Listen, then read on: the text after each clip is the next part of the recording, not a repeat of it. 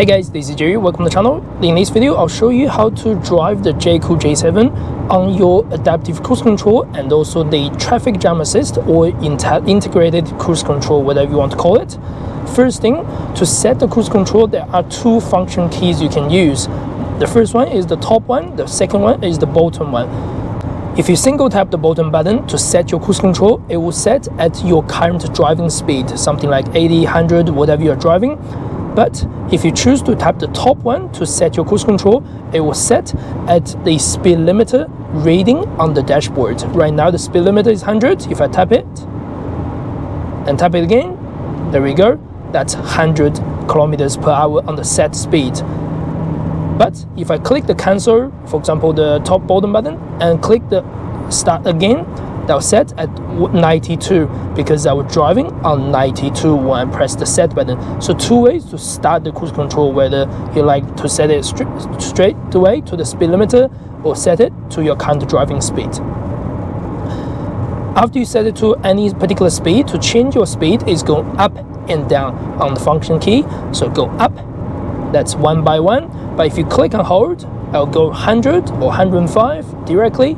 So because it goes incremental by tens. So that's how to change your set speed on your cruise control.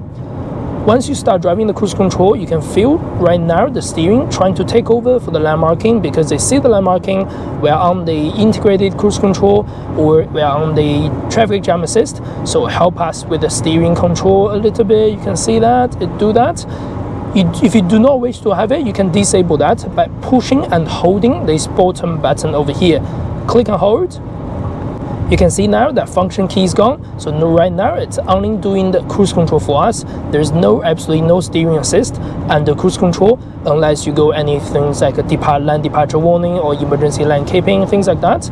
But if you wish to have that like integrated cruise control or traffic jam assist with all the steering controls, which is more like a level 2 self-driving or assisted driving, click and hold. That function key is now on. Whenever it's working for you, it will show the blue lights either on the logo or either on the lane keeping, things like that. And then if it disengage or if the condition is too bad for it to engage the function, it will then show a white lens. That means the function is temporarily paused or disengaged, whatever, it's not working for you at the time being. Let's say the gray one, now it works again, so you can feel the steering balance overall. And while you're on the cruise control, you can also change the distance between you and the front vehicle by clicking left or right control menu. You always have a display at the bottom to show you your distance. Right now, I think the distance was about 4 bars. Click left, it'll go 3, it'll go 4, it'll go 2, things like that. We're clicking right, it will increase the distance to the maximum 5 distance if you wish. So really, whatever you like, you can set the distance between you and the front vehicle. That means if my driving cruise control set speed is 95, but the Suzuki at the front is only traveling at 90, the vehicle will automatically slow it down without me tapping the brake or anything like that. So that's how it works with the distance change on the cruise control. And in case you want to cancel the cruise control at any time, you can do that. Very simple. Two ways. One way is to simply tap the cruise control function key, or second way, apply the brake. You can then override the cruise control driving the vehicle yourself. If you want to resume back to cruise control, quite a few ways. Again, you can use these two buttons to reset to either the speed limiter or to reset to the current driving speed, or press up the top arrow button to resume back to the last cruise control set speed. And you can see it's reset it at 95 again. So yeah, that's how to resume and cancel the cruise control setting on this function. Another thing, if there are going to be a traffic in front of you and the vehicle in front of you come to a complete stop, your vehicle will follow the front vehicle come to a complete stop. After the stopping, there are two scenarios where the vehicle will ultimately either resume or go back to cruise control.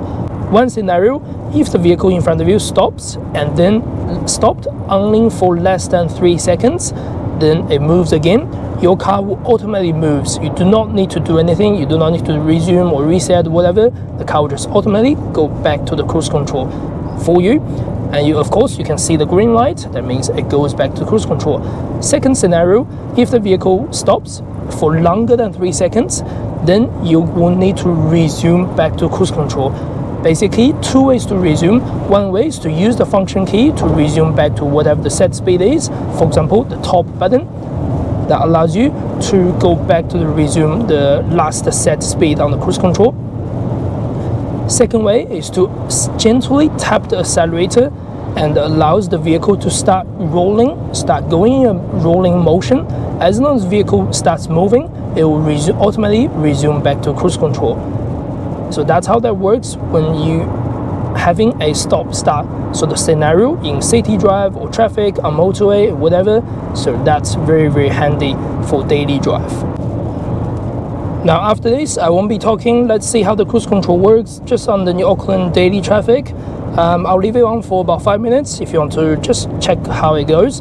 And that's pretty much the end of this video for my talking. If you found this video helpful, the best way to support the channel is to subscribe and like.